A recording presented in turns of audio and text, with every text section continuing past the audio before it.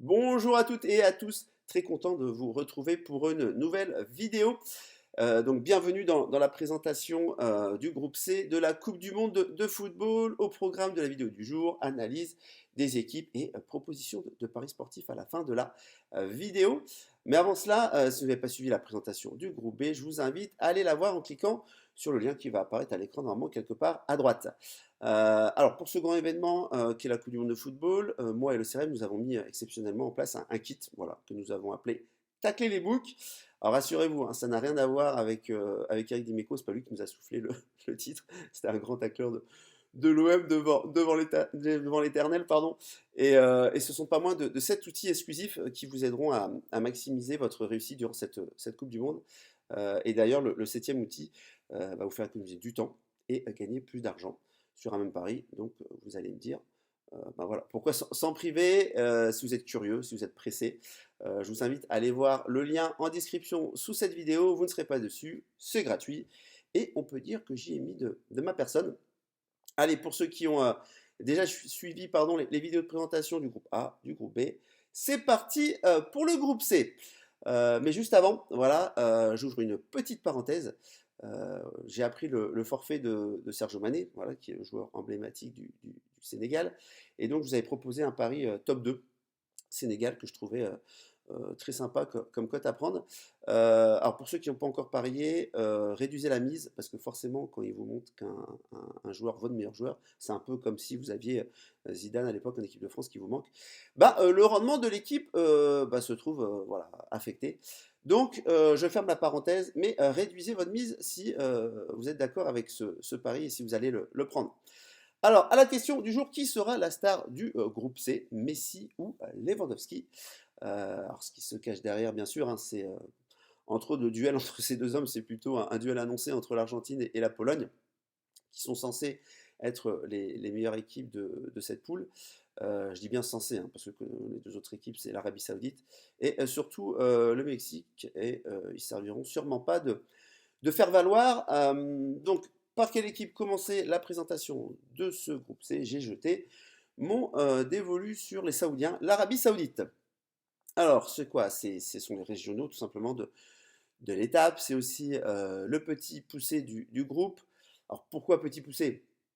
Tout simplement parce que l'Arabie Saoudite a été éliminée à chaque fois, voilà, lors des 4 dernières participations au mondial, pendant les phases de poule. Donc, je ne vais pas m'étendre hein, sur cette équipe qui, pour moi, n'a aucune chance d'aller au second tour. Et le problème récurrent pardon, de l'Arabie Saoudite, c'est que tous les joueurs jouent dans le championnat domestique, dans le championnat national. Et pour moi, maintenant vous savez peut-être, mais c'est un peu rédhibitoire. C'est rédhibitoire si le championnat national n'a pas un très bon niveau. C'est un peu le cas chez eux. Alors ok, vous allez me dire, ils ont fini devant le Japon et l'Australie hein, dans la phase de qualification de la Coupe du Monde, ça c'est clair. Mais bon, la forme est un petit peu douteuse, quoi, parce qu'ils ont eu des défaites contre dernièrement Venezuela, Colombie, et ils ont fait 2-0-0 face à l'Équateur et aux États-Unis. Bon, voilà, c'est pas non plus mirobolant. Il n'y a eu aucune victoire sur des équipes qui sont un peu d'un autre calibre enfin, des équipes qu'elles ont l'habitude de jouer. Donc je vais clore le dossier saoudien pour ouvrir un dossier un peu plus intéressant qui est le Mexique, voilà pour moi, qui sera un adversaire un petit peu plus épineux pour les Polonais et les Argentins. Et puis ce qui est bizarre avec le Mexique, c'est qu'on a toujours l'impression qu'ils font partie des meubles à la Coupe du Monde tous les 4 ans. Et c'est pas une illusion, parce que le Mexique a été, on va dire, lors des 7 dernières éditions de la compétition qu'elle a disputée, ils ont toujours passé les poules, ils ont toujours été en huitième de finale, ils sont toujours fait éliminer en huitième de finale. Voilà, comme quoi c'est fou. Mais cette stat, elle est importante et on verra ça en fin de vidéo. Et pour information, voilà, ils ont fini second de la zone CONCACAF qui regroupe les confédérations Amérique centrale et Amérique du Nord. Voilà, à égalité de points avec le Canada. Voilà, le Canada qui était un petit peu la surprise là, cette année pour la CONCACAF.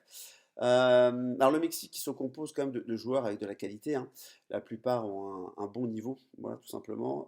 Ils jouent dans des championnats, alors certains jouent dans le championnat mexicain, mais le championnat mexicain il a un bon niveau. Et les autres jouent en Europe. Vous avez Alvarez qui joue à l'Ajax, vous avez Lozano qui joue à Naples, Arteaga que j'aime bien, c'est un joueur que j'aime bien qui joue à Genk, qui est défenseur gauche.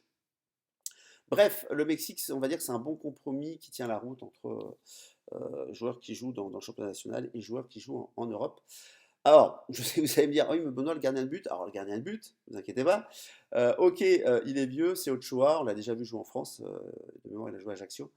Alors, c'est un goal emblématique, hein, de toute façon, là-bas, c'est sa dernière Coupe du Monde en plus.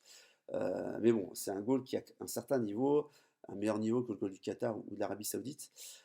Puis c'est pas Gignac Monsieur Gignac, l'ancien joueur de l'OM, qui nous dira l'inverse, qui fait aujourd'hui le bonheur des Tigres de Monterrey. Donc, pour moi, voilà, le Mexique sera pas le poste de gardien de but, en tout cas, ce sera pas un problème. Donc, objectif des Mexicains, huitième fois d'affilée en huitième de finale. Donc, on verra ça, si je suis d'accord ou pas.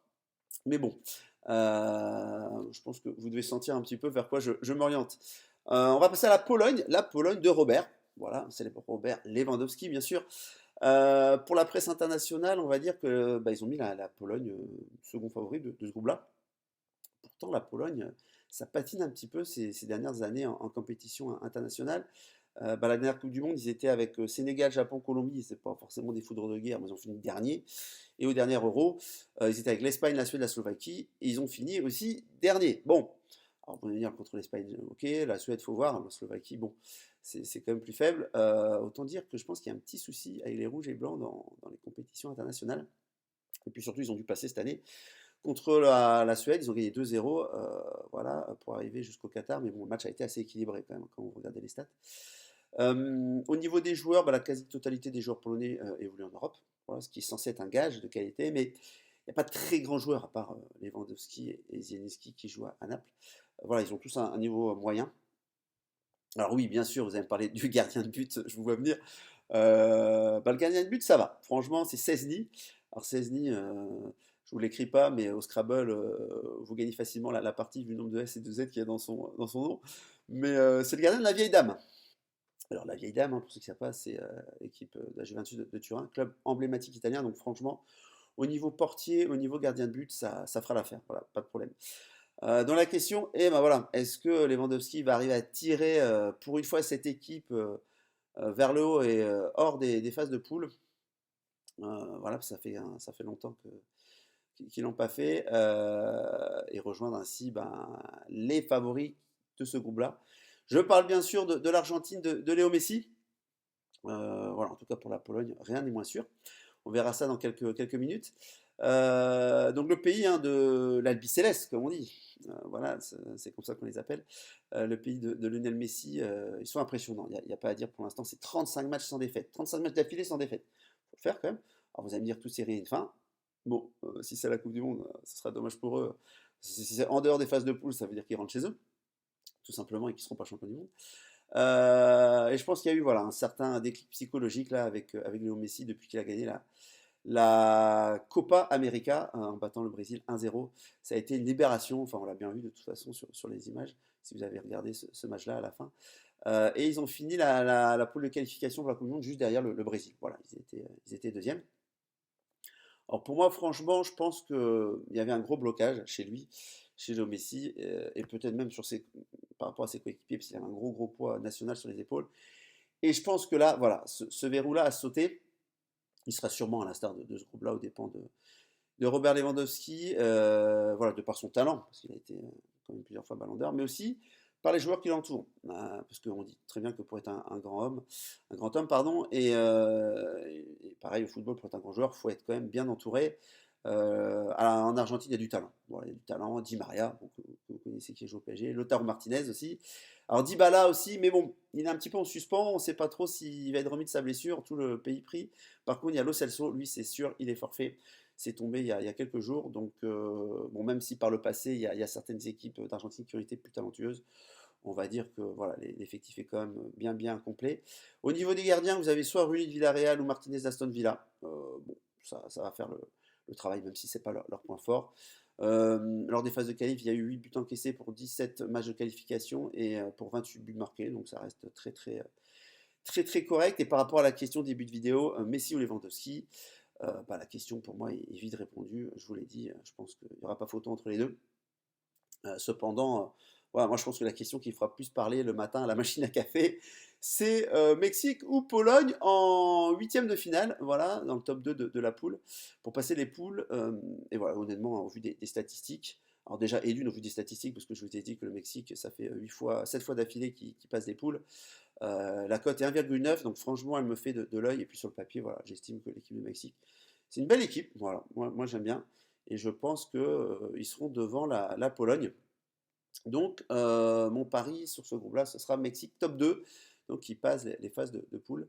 Et après, on verra les phases de poule, parce que vu qu'ils sont éliminés à chaque fois en huitième de finale, bah, on verra contre qui ils tombent.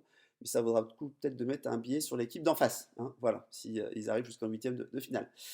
Voilà, alors c'est à vous maintenant de me donner votre avis hein, sur ce groupe. Voyez-vous bah, le Mexique passer également, ou la Pologne? Est-ce que pour vous l'Argentine finira première du groupe aussi, hein, ça c'est faut voir. Bah, n'hésitez pas à commenter, ça me fera vraiment un grand plaisir de vous lire. Donc petit rappel, vous avez hein, le lien dans la description sous la vidéo bah, pour obtenir gratuitement le kit spécial de cette Coupe du Monde. Taclez les bookmakers, vous aurez donc accès à cet outil exclusif et gratuit développé par le CEREPS et moi-même. Et puis sachez aussi que je vous donnerai des PLT, des pronostics long terme, à la présentation de la fin des 8 groupes, donc d'ici quelques jours. Donc restez bien attentifs.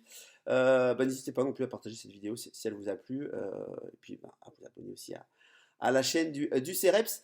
Voilà, pour ma part, je vous donne rendez-vous demain à 16 h parce que je mets une vidéo généralement à 16 h tous les jours pour la preview du groupe de l'équipe de France et on aura eu la sélection de Didier Deschamps, donc je pourrai vous en parler. Voilà, c'est tout pour moi pour aujourd'hui et je vous dis à très bientôt et surtout à demain 16 h. Au revoir à tous.